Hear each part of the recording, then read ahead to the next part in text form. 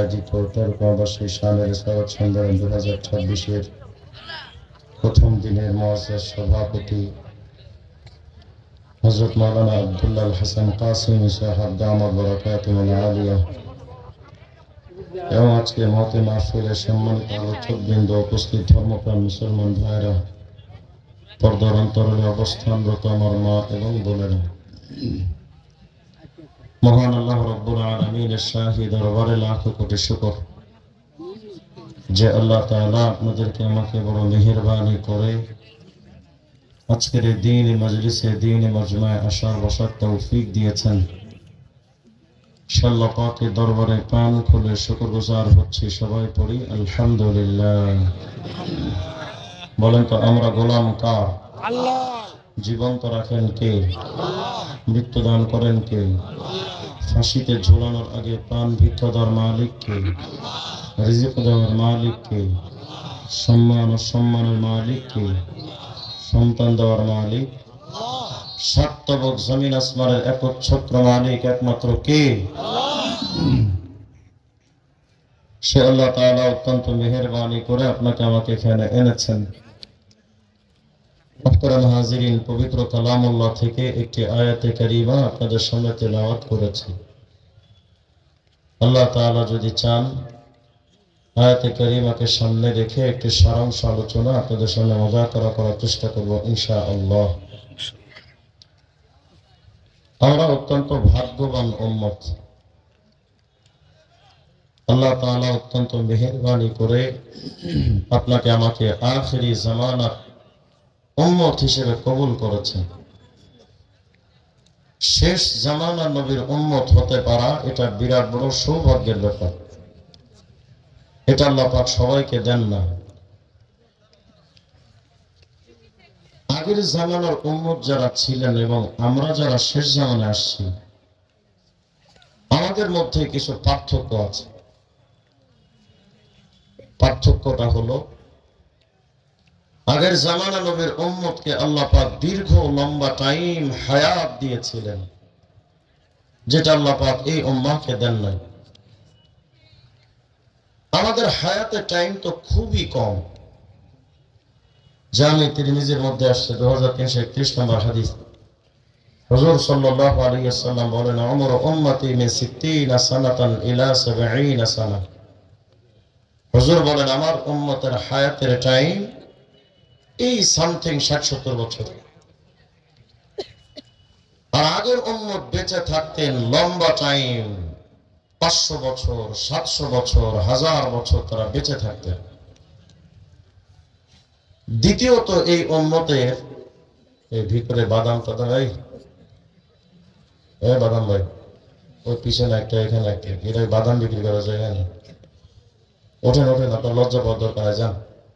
আজকে মাহফিলের জন্য আপনার বাদাম বিক্রি করা লাগে, যান বাইরে যান। আমাদের হায়াতের টাইম তো খুবই কম। দ্বিতীয়ত, এই উম্মতের আরেকটা কমতি আল্লাহ পাক দিয়েছেন, সেটা হলো আমাদের শারীরিক ভাবে আমাদের শক্তি কম। আগের উম্মতের শরীরে প্রচুর পরিমাণ শক্তি ছিল, যেটা এই উম্মাহকে আল্লাহ দেন নাই। তাহলে আমাদের হায়াতের টাইমও কম, শরীরে আমাদের শক্তিও কম। শুধু তাই নয়, আগের উম্মতেরা জামানায়, হার জামানায় কোনো না কোনো নবী ছিলেন। প্রত্যেকটা জাতির কাছে আল্লাহ নবী পাঠিয়েছিলেন, যে কারণে ওই জামানায় কোনো ফিতনা মাথা চাড়া দিতে পারত না। কোন ফিতনা যদি দাঁড়িয়ে যেত মুসলমানদের বিরুদ্ধে, নবী বলে দিতেন যে এটা ভণ্ড, তো শেষ। কিন্তু আমরা এমন একটা জামানায় আসছি, যে জামানায় তো নবী নাই। আমাদের নবী তো চলে গেছেন আগে। যেহেতু নবী নাই, কিয়ামত পর্যন্ত নবী আসবেনও না,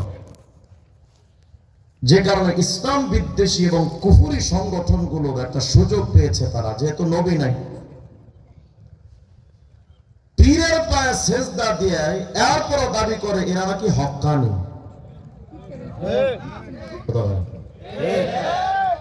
নিজেদের নেতাকে নবী হিসেবে স্বীকৃতি দিয়ে কাদিয়ানীরা বলে যে তারাও নাকি হক। সাহাবায়ে কেরামকে গালিগালাজ করে শিয়া মতবাদ বলে তারাও হক। সাহাবায়ে কেরামকে সত্যের মাপকাঠি না মেনে মিনি শিয়ারা বলে তারাও হক। বাউলদের মতো ফাউলরা বলে তারাও নাকি হক। অথচ বাউলদের জন্মই হলো হিন্দুদের বিষ্ণুর বৈষ্ণব ধর্ম থেকে, তারাও নাকি হক্কানি। হিজবুত তাওহীদের মতো তাউতরা দাবি করে তারাও হক। আর এই সমাজে কিছু ফিতনা এমনও আছে,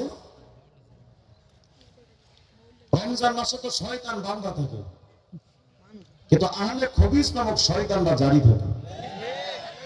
তারাবিতে ঝগড়া লাগায়, মানুষ মরার পরে ওরা ছাড় দেয় না। আব্দুল মালিক সাহেবের জানাজা হয় নাই, একেবারে বিদ্যাসাগর না, কত বড় বুজুর্গ এবং আল্লামা তাহা। মানুষ সারা দিন তো ইবাদত করার সময় পায় না, আমজনতা বিশেষ করে 5 ওয়াক্ত নামাজের পরে মনে করে যেহেতু নামাজ পড়তে আসছে একটু দোয়া করে, এই দোয়াটাকেও এসে আহলে খবিসরা বলে দিল বেদাত। আমরা এমন একটা জামানায় আসছি যে জামানায় একটার পর ফিতনা আর ফিতনা, কিন্তু যেহেতু নবী নাই, আমরা যদি ফতোয়া দিয়ে দেই, আবার কিছু উচ্চ শিক্ষিত সুশীল এরা দাবি করবে যে হুজুরদের কোনো কাম কাজ নাই, শুধু এক হুজুর আরেক হুজুরের বিরুদ্ধে ফতোয়া দেয়। কথা বলায় আছে না?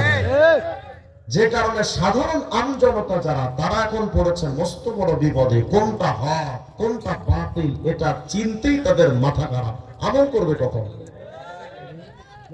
আমি বুঝাতে চাচ্ছি, এই উম্মতের সবচেয়ে বড় সমস্যা, একদিক থেকে তো আমাদের হায়াতে টাইম কম, দ্বিতীয়ত আমরা দুর্বল উম্মাহ, 3 নাম্বার আমাদের মধ্যে নবী নাই। এই সব কিছু মিলিয়ে আমাদের আমল নামার নেকি আর আগের উম্মতের আমল নামার মধ্যে নেকির মধ্যে বিরাট পার্থক্য। তাদের আমল নামায় থাকবে 500 বছরের নেকি, আর আমাদের আমল নামায় কমপক্ষে 500 প্যাকেট বিড়ি। আমল তো নাই আমাদের। আগের উম্মতরা এত বেশি আমল করতেন। হাফেজ ইমাদউদ্দিন ইবনে কাসির রাহিমাহুল্লাহ কিতাব লিখেছেন তাফসীরুল কুরআনিল আযীম লিইবনে কাসির, খণ্ড 8 443 নম্বর পৃষ্ঠায় তিনি একটা রওয়ায়াত বর্ণনা করেছেন। মিয়া হযরত আলী ইবনে উরওয়া রাহিমাহুল্লাহ বলেন, যাকারা রাসূলুল্লাহ সাল্লাল্লাহু আলাইহি ওয়াসাল্লাম আরবাআতাম মিন বনি ইসরাঈল। হুজুর সাল্লাল্লাহু আলাইহি ওয়াসাল্লাম একদিন বনি ইসরাইলের 4 জন মানুষের জীবনের আমল নামার কারগুজারি সাহাবীদের সামনে শোনাচ্ছিলেন যে, সাহাবীরা, বনি ইসরাইলের ওই 4 জন মানুষ এত বেশি আমল করত, তারা তাদের জীবনের আবাদুল্লাহ 80 আমা, এই বনি ইসরাইলের 4 জন মানুষ জীবনের 80টা বছর টানা আল্লাহর ইবাদত করে কাটিয়ে দিয়েছে। আর আস্তে গো সুবহানাল্লাহ, কত বছর? 80 বছর টানা আমল করেছেন। শুধু আমল করেছেন এমন নয়, এই 80 বছরের ভেতরে লাম ইয়াসুহু তারফাতা আইন, এক মুহূর্তের জন্য তারা কোনো গুনাহ করেননি, শুধু আমলই করেছে। সুবহানাল্লাহ। তাহলে তাদের আমল নামায় নেকি কত? আদ-দুররুল মানসুর লিসুয়ুতি খণ্ড 15 335 নম্বর পৃষ্ঠা আরেকটা বর্ণনা আছে। বিশিষ্ট তাবেঈ হযরত মুজাহিদ রাহিমাহুল্লাহ বলেন, কানা ফি বনি ইসরাঈল রাজুল, বনি ইসরাঈলে একজন মানুষ ছিল।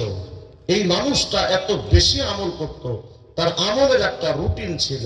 তিনি প্রতিদিন ইয়াকুমুল লাইল হাত্তা ইউসবিহ, এই লোকটা সারা রাত, তার অভ্যাস ছিল তিনি পুরো রাত তাহাজ্জুদের নামাজ পড়তেন। সুবহানাল্লাহ। আবার যখন সকাল হতো, সুম্মা ইউজাহিদুল আদুওয়া বিন নাহার হাত্তা ইউমসি, সারা রাত করতেন তাহাজ্জুদ। আবার সকাল হলে একেবারে সন্ধ্যা পর্যন্ত অস্ত্র সজ্জে সজ্জিত হয়ে আল্লাহর রাস্তায় জিহাদ করতেন। সারা রাত তাহাজ্জুদ, সারাদিন জিহাদ, 1-2 দিন না, ফাফাআলা যালিকা আলফা শাহর, জীবনে 1000 মাস কাটিয়ে দিয়েছে। আচ্ছা, যেই লোকগুলোর আমল নামায় 80 বছরের টানা নেকি থাকবে, 1000 মাস রাতে তাহাজ্জুদ দিনে জিহাদ যাদের আমল নামায় থাকবে তাদের আমল নামায় কত প্রচুর পরিমাণ নেকি হবে। অথচ আমাদের আমল নামায় তো 60 বছরের জিন্দেগি 10-15 বছর তো বালেগ হতে হতেই চলে যায়, আবার 40-50 বছর চলে গেলে শরীরটা দুর্বল হয়ে যায়, আমল করার সুযোগ পায় না। তো আমাদের আমল নামায় নেকি কত যত সামান্যই হবে, একেবারে কম। হ্যাঁ, আপনার আমার আমল নামায় নেকির সংখ্যা হয়তো কম। কিন্তু সূরাত আলে ইমরানের 110 নম্বর আয়াতে আল্লাহ রাব্বুল আলামিন বলেন, এই উম্মতে মুহাম্মাদি, আমল নামায় তোমার নেকি কম। আরে হবেই তো, তোমার হায়াতের টাইমও কম, শরীরে শক্তিও কম দিয়েছি আমি, তবে সময়